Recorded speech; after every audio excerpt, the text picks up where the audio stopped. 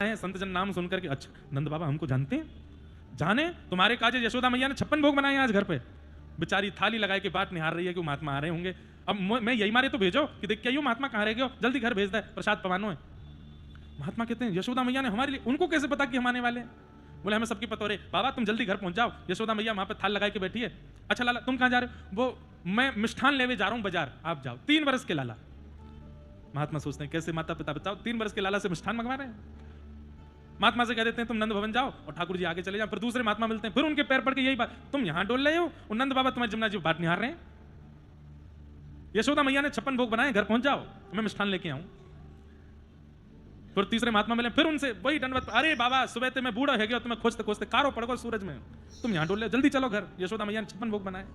ऐसे करते करते ठाकुर जी असंख्य महात्माओं को घर भेज देते हैं।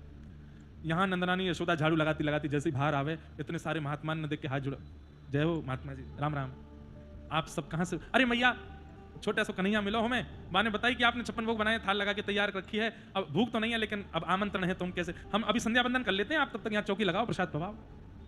अब यशोदा मैया सोच में पड़ जाती हैं, अब मैं मना करूं तो कितना अटपटा लगेगा, मेरो ही बालक जाए के पूरे गोकुल में हल्ला मचा रहा हो कि मैया ने 56 भोग बनाए हैं और मैं यहाँ मना कर दूंगी तो बाकी बात भी खराब होगी। लेकिन यशोदा मैया के यहाँ कोई कमी थोड़ी, तुरंत सेवक लगाए, 56 भोग तैयार किए, सब महात्माओं को पवाए,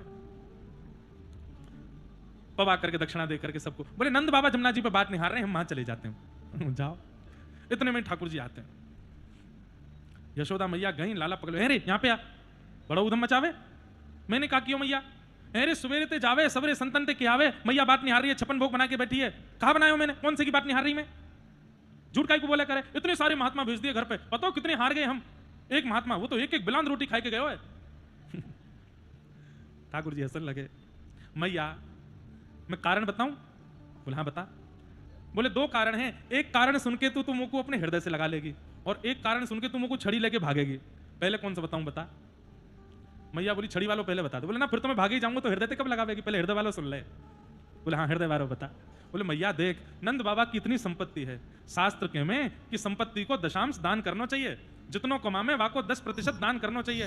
अब नंद बाबा और मैया तू इतनी व्यस्त है गए कि तुम दान करना पाओ, तो मेरे मन में आई कि मैं छोटा सा कहा करूं या घर को सदस्य तो संतन को जबरदस्ती भेज दूं, ताकि रोज को दशांश भोग प्रसादी बनकर के संतन को दान रूप में चलो जाओ करे, हमारे घर को धन पवित्र रह जाएगा मैया, या हमारे संतन को भेज दूं।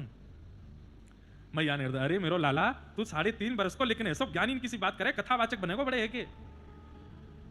मैया ठाकुर जी मैं तो ना बनूंगा, पर मेरी कृपा से बहुत बनेंगे, मेरी कथा बहुत गावेंगे।